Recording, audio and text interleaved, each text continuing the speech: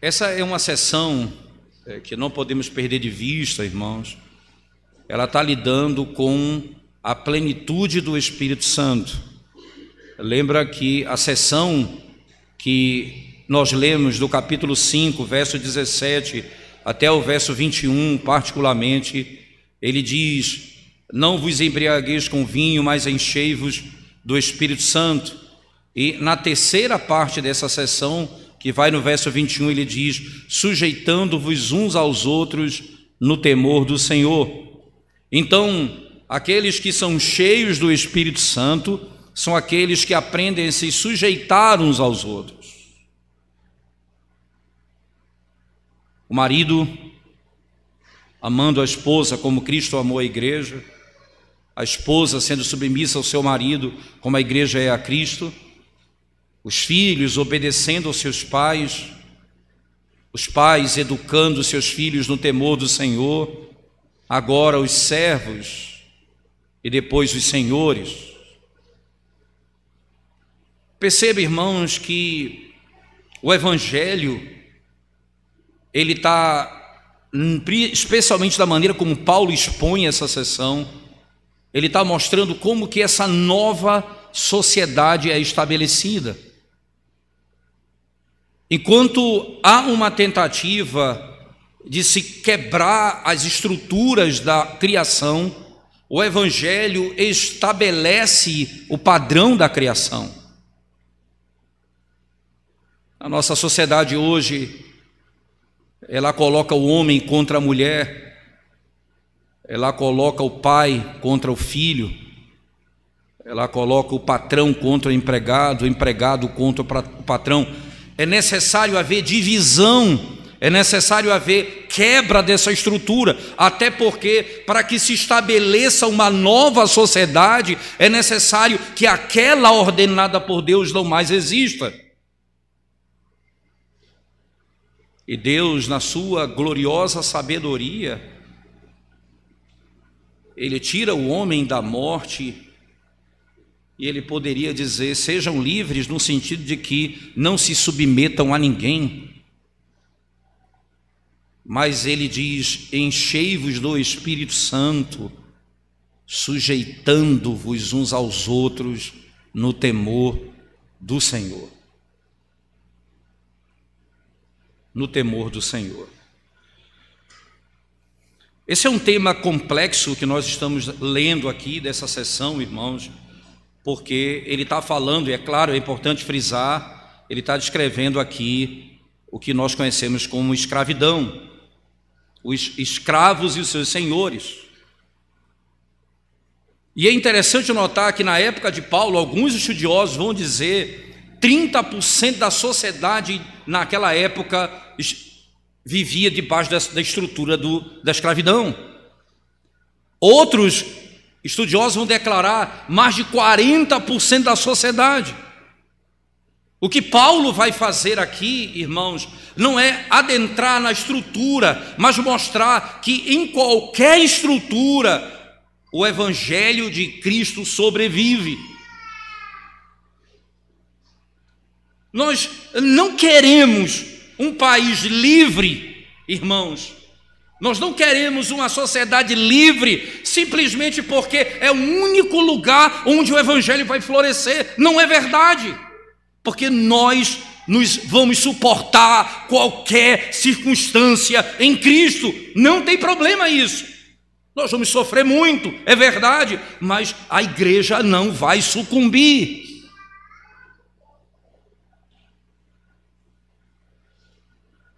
Quando nós queremos e lutamos por uma sociedade livre, é para que tenhamos condições de criar os nossos filhos com maior liberdade, para que tenhamos liberdade de culto, para que possamos servir aos outros como o Evangelho nos ordena. Não é porque somente assim a igreja vive. A igreja já viveu debaixo das piores estruturas sociais que você pode imaginar. O que você pode dizer dos irmãos que vivem na Coreia do Norte? O que você pode dizer dos irmãos que vivem na China? e da igreja que sobrevive na Venezuela, e da igreja que sobrevive a Nicarágua. Como isso pode? Somente porque nós temos um Senhor, e a igreja se submete a Ele e vai glorificá-lo em toda e qualquer circunstância. Mas o que Paulo está nos instruindo aqui, irmãos? Qual o grande ponto do apóstolo Paulo? Paulo não vai dizer é certo ou é errado. Ele vai dizer: se Deus te chamou e você é livre, permaneça livre. Se não, permaneça, porque Ele é o Senhor tanto do livre quanto do escravo. O nosso senhorio, a nossa submissão a Deus em qualquer circunstância. Em qualquer circunstância. Importante nós entendermos ainda, irmãos, que o que Paulo faz aqui, ele está escrevendo uma época que é distante da nossa, claro, porque hoje você não é mais escravizado, onde a sua vida toda depende de um Senhor que vai lhe conduzir quanto ao tempo e suas ações. Hoje você vende as suas habilidades, você é funcionário, e há um contrato entre vocês. Hoje não há, e qualquer circunstância em que eu não me sinta bem naquela empresa, eu tenho a liberdade nesse país ainda de deixar o emprego e procurar outro melhor, porque ainda é um país livre e não tem problema isso. Mas como eu, como cristão, devo me envolver e lidar com a realidade nossa hoje? Como a igreja pode orientar, como Paulo aqui nessa carta nos orienta a servir e trabalhar? Como nós devemos e podemos fazer, irmãos? Preste atenção nos versos que iniciam a sessão, no verso 5. Quanto a vós outros servos, obedecei a vosso Senhor, segundo a carne, com temor e tremor, na sinceridade do vosso coração, como a Cristo. Submissão civil, em termos desse contexto, ou você ser empregado ou trabalhar para alguém, irmãos, não é inconsistente com a liberdade cristã. Naquela época, Paulo está dizendo: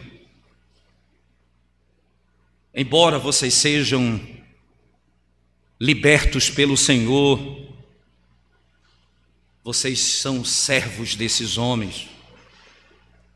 Não muda o seu status.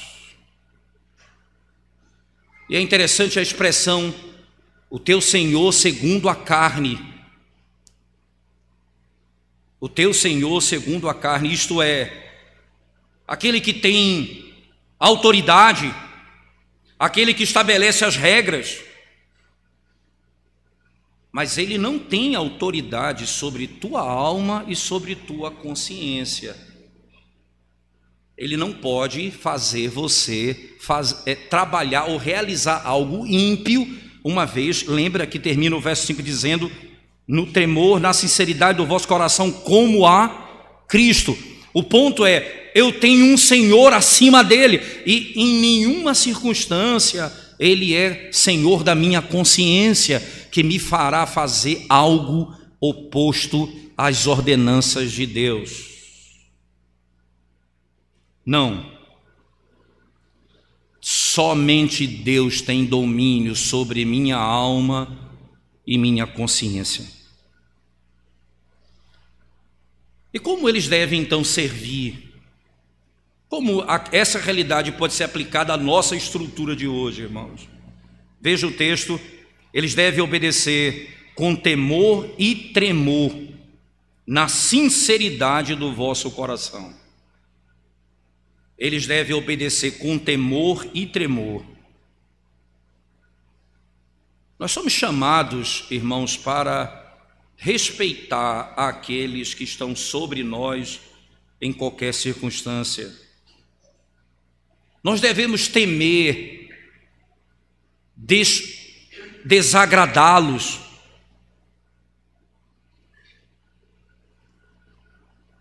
Para que eu atrair a indignação deles contra mim?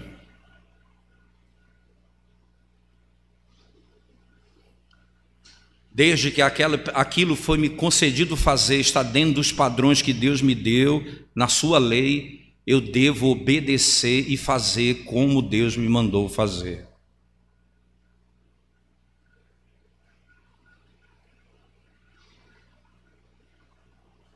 Esse princípio, preste bem atenção, irmãos, não começou a ruptura do desrespeito dos filhos contra os pais, ou da mulher contra o homem, nessa estrutura chamada feminismo. Começou na estrutura do trabalho, que já era mais distante. Você cria uma ruptura entre patrão e empregado que é mais longe, mais distante. O espírito de rebeldia nesses termos, ele alcança todas as áreas da sociedade hoje.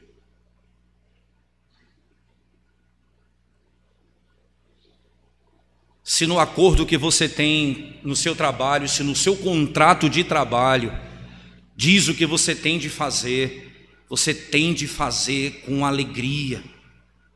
Você tem de fazer, como diz o apóstolo Paulo, com temor e tremor. Porque, irmãos, lembra, como se eu estivesse fazendo ao Senhor. Esse é o acordo que está sendo estabelecido, e eu me submeti a ele. Porque se não quisesse, eu não teria me submetido a ele.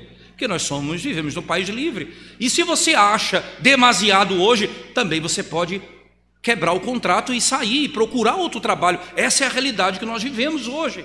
Entretanto, mantendo-se debaixo do contrato, eu preciso cumprir aquilo que é requerido de mim, no meu trabalho, fazendo o que o Senhor me deu para fazer, de coração, com respeito, com sinceridade. É o que a sequência do texto diz. Não apenas com temor e tremor, ele diz, mas também, veja, na sinceridade do vosso coração. O que significa isso? Não é maquiando obediência, quando na realidade eles estão desobedecendo, eles maqueiam que estão obedecendo, mas servindo com fidelidade, com inteireza, com inteireza.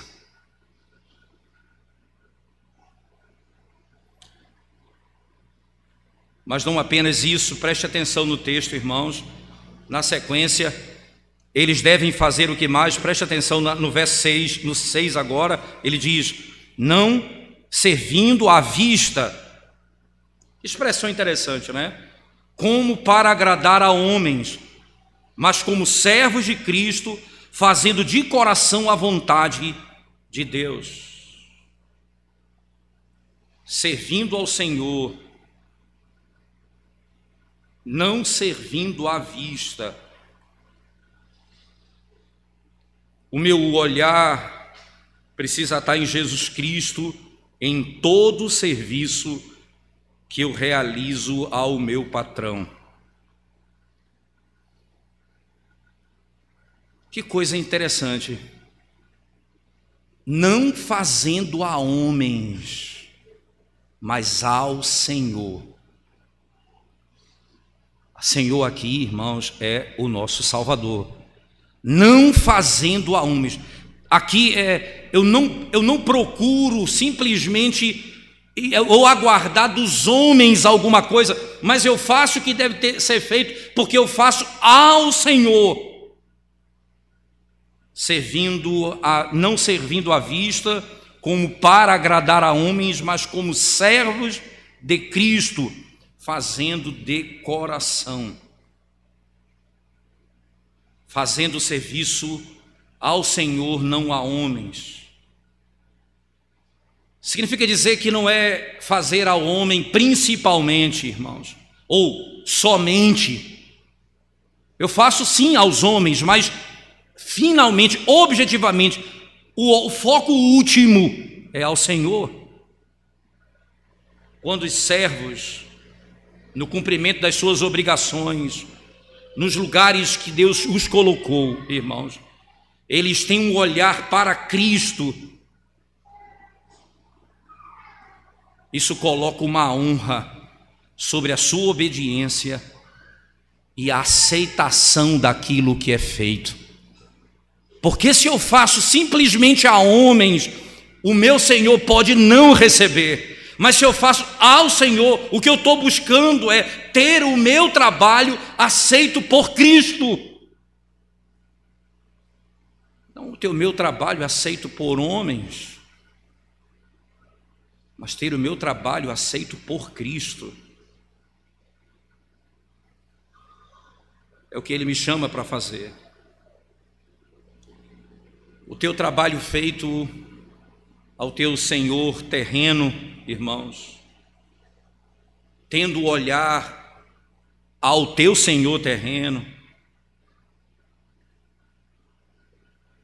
necessariamente não tem aceitação divina.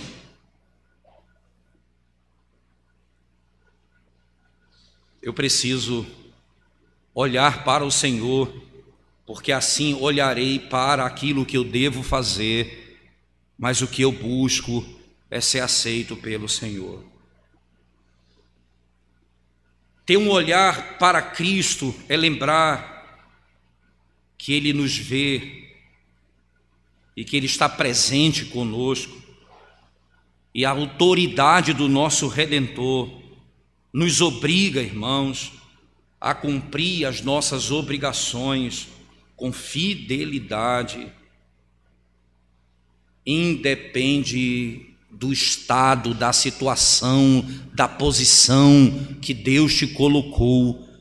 O que você como cristão visa é olhar para o teu Senhor Jesus Cristo. Eu cumpro a minha obrigação, porque é do Senhor que vem a aprovação. Mas não para aí, o texto continua, verso 6, veja, eles não devem servir ao seu Senhor, como diz, veja o verso 6, não servindo à vista como para agradar a homens, mas como servos de Cristo. O serviço, como está posto, irmãos, nós devemos ter consciência de como devemos fazer, o que devemos fazer. Então você imagina, por exemplo, que o meu patrão ou o meu Senhor, nesse contexto do Novo Testamento, ou o contexto nosso de hoje vigente, ele está ausente. O meu patrão está ausente. Então, se eu faço apenas visando que ele veja, eu não vou fazer enquanto ele não chegar. Mas se o meu Senhor está nos céus, eu vou cumprir com aquilo que me foi dado fazer, porque é a Ele que eu presto contas.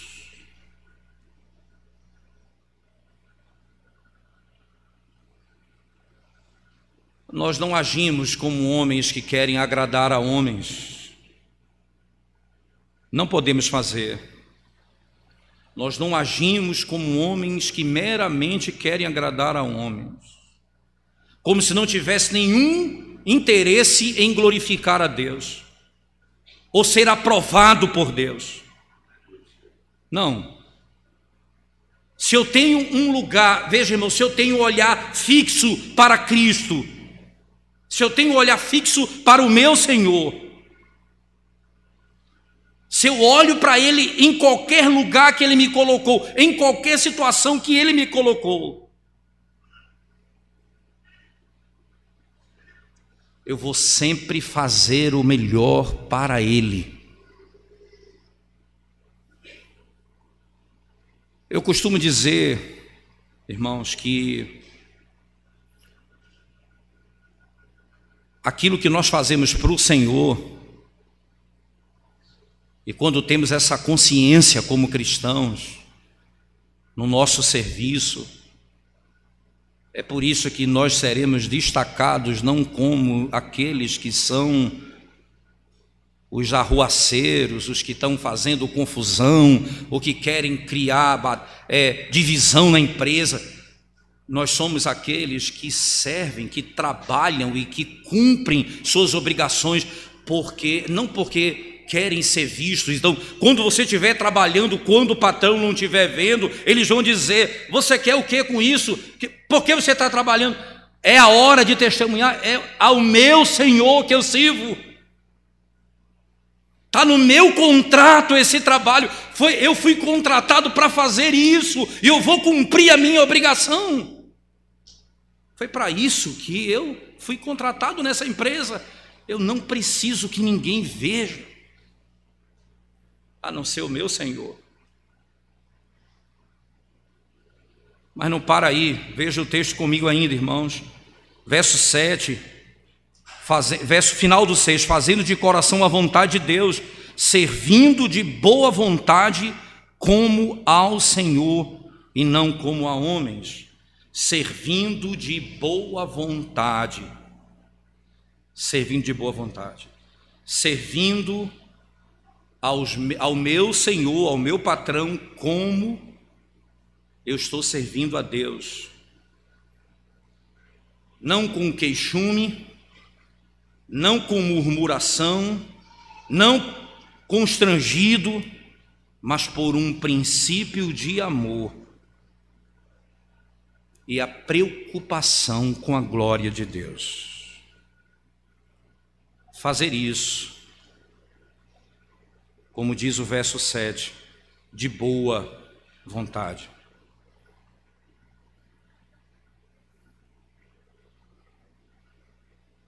Veja só, irmãos, até no aspecto pragmático, vamos pensar no aspecto pragmático. Você imagina o seu coração olhar para o Evangelho dessa forma e trabalhar dessa forma.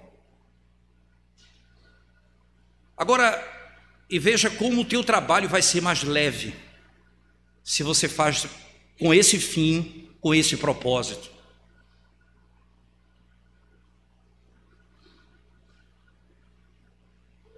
Imagina um casamento, vamos pensar numa outra figura agora, no casamento que é uma estrutura anterior.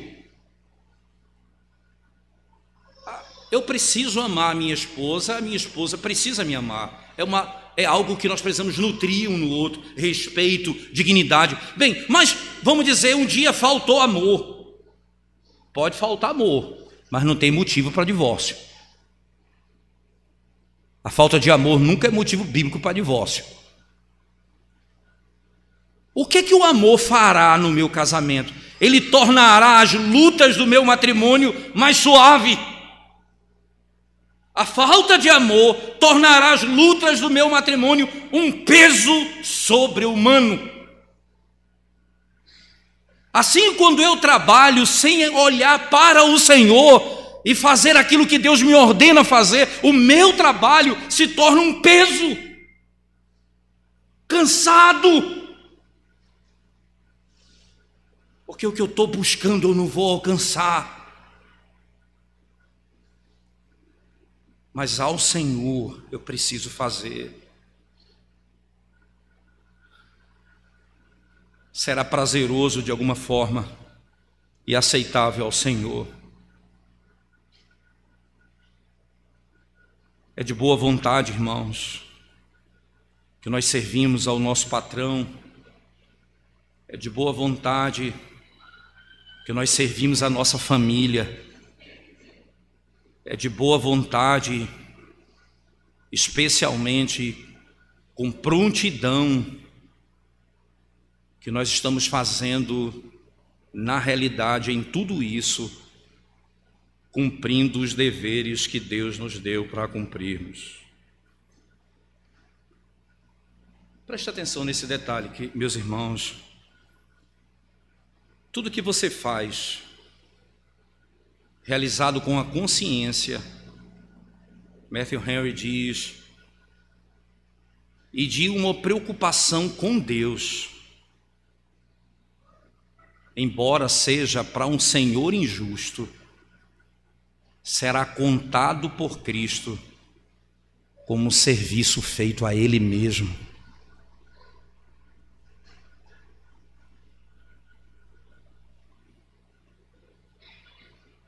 Como serviço feito a Ele mesmo. O verso 8 diz: certos de que cada um, se fizer alguma coisa boa, receberá isso outra vez do Senhor, quer seja servo, quer livre, até mesmo o meu salário. Vê que coisa, irmãos. Até a recompensa no final. Se tudo que eu faço ao meu patrão é ao Senhor, até mesmo o final do processo eu espero de Deus. Veja, certos de que cada um, se fizer alguma coisa boa, esse boa aqui, creio eu que ele resume tudo que foi dito anteriormente, receberá isso outra vez do Senhor, quer seja servo, quer livre.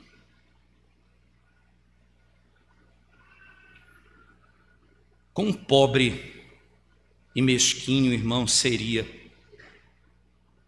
se nós apenas considerássemos a nós mesmos.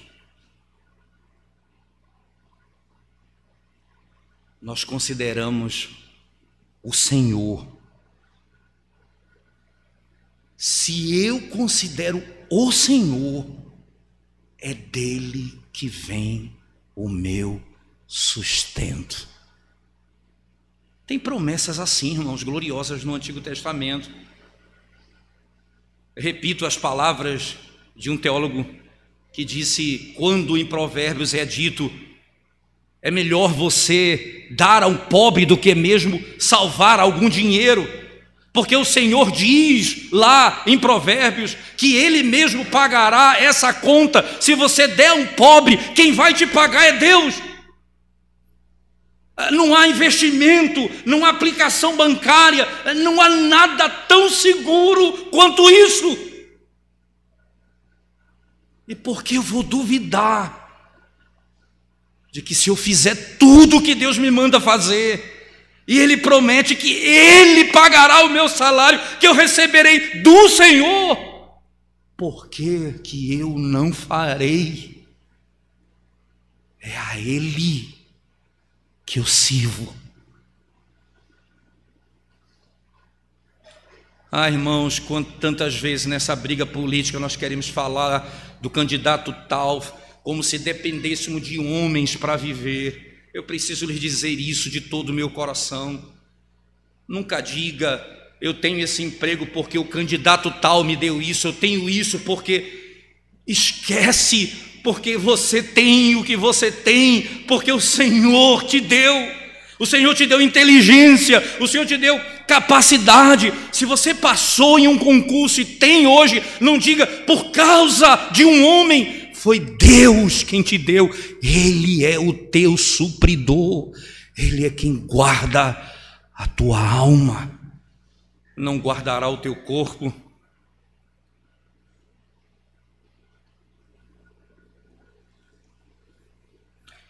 Eu preciso ter total consciência, irmãos. Não é à toa que em nenhuma sessão Cristo como cabeça e Senhor é tão citado. Preste atenção, volte comigo para nós encerrarmos. Verso 5. Na sinceridade do vosso coração como a Cristo. Verso 6, não servindo à vista como para agradar a homens, mas como servos de Cristo, fazendo de coração a vontade de Deus. Verso 7, servindo de boa vontade como ao Senhor. Verso 8, certo de que cada um, se fizer alguma coisa, receberá isso outra vez do Senhor. Senhor, Cristo, Senhor, eu faço a Ele. Irmãos, eu trabalho, eu cumpro minhas obrigações, mas eu confio nele. Eu cumpro o meu contrato, porque eu sirvo ao meu Senhor. Eu faço o que disse que faria, porque eu sirvo ao Senhor. Filhos, vocês ainda talvez não tenham empregos para sustentar a sua casa, mas os seus pais trabalham para que vocês possam estudar. Há um contrato. Cumpram suas obrigações como ao Senhor. Estude, se dedique, honre o suor do seu pai e da sua mãe. Dê o seu melhor. Não porque você vai passar no Enem no final do ano, é porque você faz ao Senhor. Se você não tem feito isso, você precisa se arrepender hoje, irmãos. Porque a recompensa, quem dá, é aquele a quem obedecemos. Encerrando essa exposição, eu queria lhe mostrar como foi que o Evangelho colocou dividiu, rachou no meio a estrutura da escravidão naquele período. Abra comigo a sua Bíblia, por favor, no livro de Filemon. E lembre que tanto um quanto o outro, tanto o Senhor, hoje nós vimos o trabalho dos servos, no próximo domingo vamos falar do Senhor e do patrão, o que é que o Senhor requer de cada um de nós. O livro de Filemon é um capítulo único.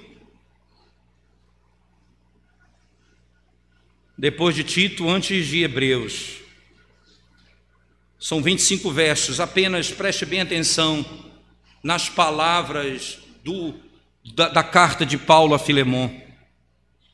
Paulo, prisioneiro de Cristo Jesus, e o irmão Timóteo, o amado Filemon, também nosso colaborador, e a irmã Áfia e a Arquipo, o nosso companheiro de lutas, e a igreja que está em tua casa, graça e paz a vós outros, da parte de Deus nosso Pai e do Senhor Jesus Cristo.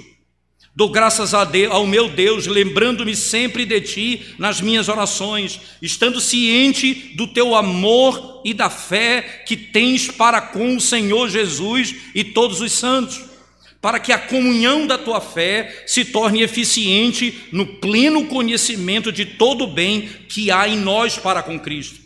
Pois, irmão, tive grande alegria e conforto no teu amor, porquanto o coração dos santos tem sido reanimado por teu intermédio. Pois bem, ainda que eu sinta plena liberdade em Cristo para te ordenar o que convém, prefiro todavia solicitar em nome do amor, sendo o que sou, Paulo, o velho e agora até prisioneiro de Cristo Jesus. Paulo disse: olha, eu tenho autoridade para te dar uma ordem, porque você me deve a vida, mas eu vou usar o amor para falar contigo. Aí ele continua: sim, solicito-te em favor de meu filho Onésimo. Filho, não porque Onésimo era filho dele de fato, porque foi gerado por ele. Ele vai dizer: sim, solicito-te em favor de meu filho Onésimo, que gerei entre algemas. Ele antes te foi inútil, atualmente, porém, é útil a ti e a mim. Eu te envio de volta em pessoa, quero dizer, o meu próprio coração. Eu queria conservá-lo comigo mesmo, para que em teu lugar me servir nas algemas que carrego por causa do Evangelho. Nada, porém, quis fazer sem o teu consentimento, para que a tua bondade não venha a ser como que por obrigação, mas de livre vontade. Pois acredito que ele veio a ser afastado de ti temporariamente, a fim de que o recebas para sempre, não como escravo, antes muito acima de escravo, como irmão caríssimo, especialmente de mim, e com maior razão de ti, quer na carne, quer no Senhor. Ele fugiu daí. Se me consideras companheiro, recebe-o como se fosse a mim mesmo. E se algum dano te fez, ou te deve alguma coisa, lança tudo em minha conta. Eu, Paulo, de próprio punho escrevo: eu pagarei, para não te alegar que também tu me deves até a ti mesmo. Sim, irmão, que eu receba de ti, no Senhor, este benefício. Reanima-me o coração em Cristo. Ele era um escravo e fugiu. Paulo disse: o Senhor permitiu isso para que ele conhecesse o Evangelho. Em algemas, eu estava preso, ele foi gerado quando eu estava preso. Agora eu digo: volta, recebe-o, não mais como escravo, mas como um irmão caríssimo.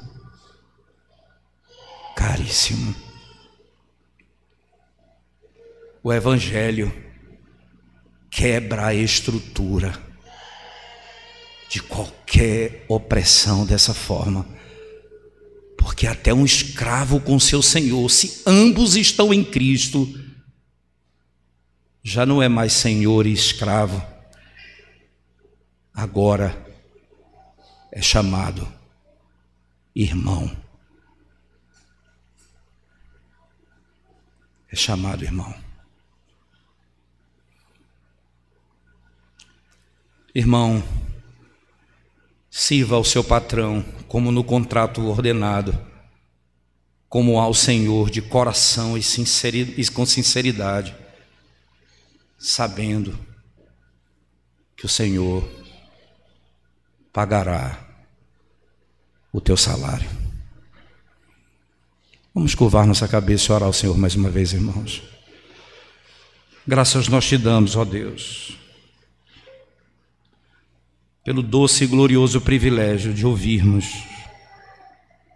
a tua bondade em nos instruir em todas as áreas da nossa vida, até mesmo